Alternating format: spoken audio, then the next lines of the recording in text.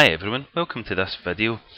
In this video that I'm just putting together, I want to discuss the concept of protecting your capital. There's a lot of sayings that get thrown around in trading, and they actually do make a lot of sense, but often they're not followed by the theory or the information that would support it. So for instance, one of the most fundamental things that you'll hear is protect your capital in trading. Now, when you think about that just for a moment, it does seem a bit contradictory, because surely if I'm going to trade, I'm going to put money on the line. So how can I actually protect my capital if I'm going to trade? And that's where it creates a bit of a contradiction. Now, protecting capital from a basic sense is the ability in ensuring that you have a stop loss. I remember speaking to a broker a long time ago, and I mentioned that, do you do guaranteed stops or whatever type of stop I was discussing, and he was amazed that I knew what a stop loss was, because a lot of people don't use them. So that's an obvious way, but what I want to show you is, I want to show you how I use stock management to protect my capital, because ultimately I can't completely protect my capital. I can't avoid having losing trades, but importantly, it's my ability to minimize my losing trades, or minimize the amount I lose in that losing trade. So I've got a couple of examples here where I've had a couple of losers, as well as I've got 3 consecutive trades. I've got 2 losers and 1 winner, but with my stock management, it means that the damage on my overall account has been kept to a minimum, and that's the key.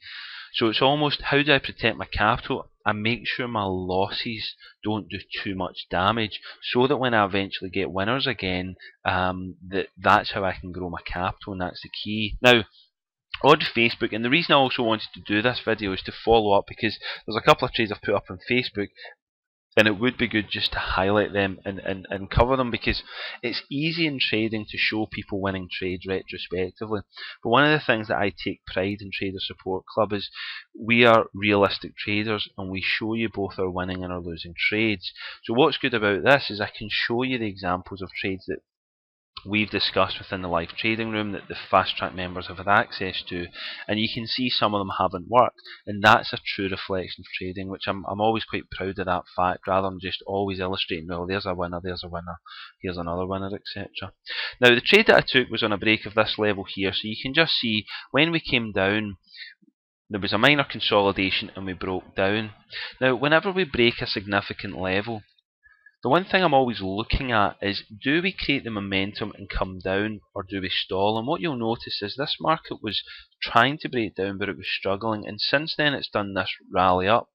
Now, my original stop loss was up here, but because I have certain trade management structures in place, what it enabled me to do is, as the market then came down here, I was able to then look at it and adjust my stop loss to around about here.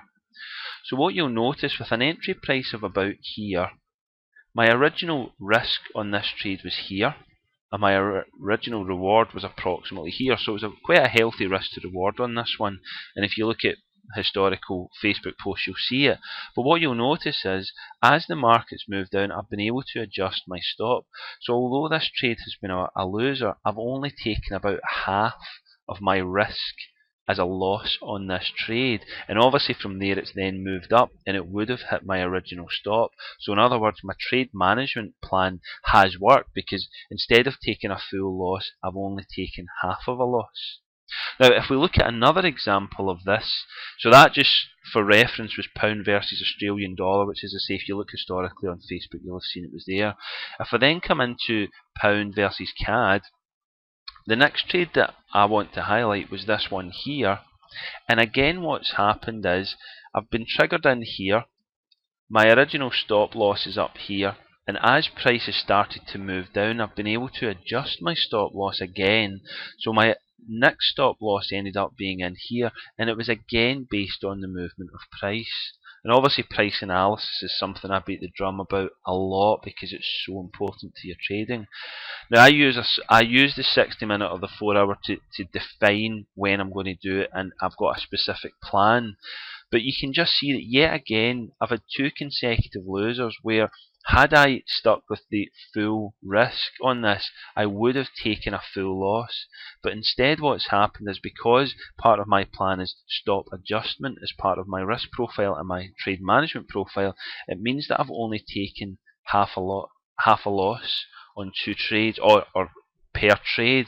So if we think about it, just these two losing trades alone, instead of having two full losers at two full risks, so for instance, if I was risking 2% per trade, that means I would have a full 4% loss. Instead, I've only then got, in this example, about 2% of a loss. So it illustrates the importance of capital protection. Now, the final one that I want to show you is the Australian versus the New Zealand dollar. Now, Australian New Zealand dollar didn't quite get my target. It got close. My target was up here, and you can see it get very close. So I took a breakout round about here. From there, prices moved up. Now, initially my stop loss was down here. As we moved up, I was able to bring it up to here, and then I was able to bring it up again. Now, when we reached here, I then was able to I took half profit, which worked out a little bit over half of the risk. So for instance, I think it worked out that it was about, of my full risk, it was about 1.5, three quarters of that. Then what's happened is prices rolled down and then hit the stop loss here, and at that stage I've taken another small amount.